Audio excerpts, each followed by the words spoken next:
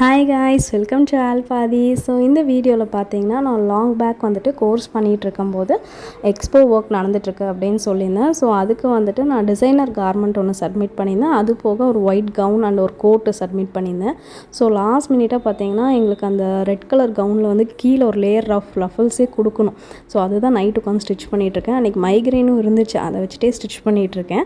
அதுக்கப்புறம் கிளாஸில் போய் எல்லாம் சப்மிட் பண்ணதுக்கப்புறம் அவங்கவுங்க ஈச் ஸ்டூடெண்ட் அவங்கவுங்க கார்மெண்ட்ஸ் ஒரு 2-3 கார்மெண்ட்ஸும் சப்மிட் பண்ணோம். ஸோ அதை சப்மிட் பண்ணிட்டு நானும் என் ஃப்ரெண்டும் வந்துட்டு ட்ரையல் பார்த்துட்ருக்கோம். அங்கே போய் எந்த மாதிரி நம்ம சேல்ஸ் பண்ணணும் அந்த மாதிரிலாம் சொல்லிட்டு செம ஃபன்னாக இருந்துச்சு. ரொம்ப நாளுக்கு அப்புறம் வந்துட்டு ஒரு நம்ம ஸ்கூல் காலேஜ்லாம் முடிச்சு ரொம்ப வருஷம் இருக்கும். பட் இப்போ வந்துட்டு மறுபடியும் அந்த பழைய பீரியட் மாதிரியே இருந்துச்சு. அதுக்கப்புறம் எங்கள் ஸ்டாலை வந்து நாங்கள் கொடிஷியாவில் போட்டிருந்தோம். ஸோ கொடிஷியாவில் வந்து விசிட்டர்ஸ்லாம் வந்துட்டு பார்த்துட்ருக்காங்க. ஸோ ஒரு ட்ரெஸ்ஸுமே வந்து ஒருத்தவங்களும் யூனிக்காக பண்ணியிருந்தோம். ஸோ அவங்க வர கிளைண்ட்ஸ்க்கும் எல்லாமே ரொம்ப பிடிச்சி போச்சு. நிறைய பேர் அங்கேயே வாங்கிட்டாங்க. நிறைய பேர் ரெஃபரல் கான்டாக்ட்ஸ் வாங்கிட்டு போயிட்டு அதே மாதிரி அவங்க சைஸஸ் வந்து வேறு மாதிரி கேட்டிருந்தாங்க. ஸோ நல்லா போச்சு. இது எல்லாத்துக்குமே வந்துட்டு இந்த ஃபீல்டில் நாங்கள் புதுசாக இருக்கிறதுனால எல்லாத்துக்குமே வந்து ஒரு நல்ல எக்ஸ்பீரியன்ஸு ப்ளஸ் கிளைண்ட்டும் வந்து என்ன மாதிரி எதிர்பார்க்குறாங்க அப்படின்னு எங்களுக்கு தெரிஞ்சுச்சு.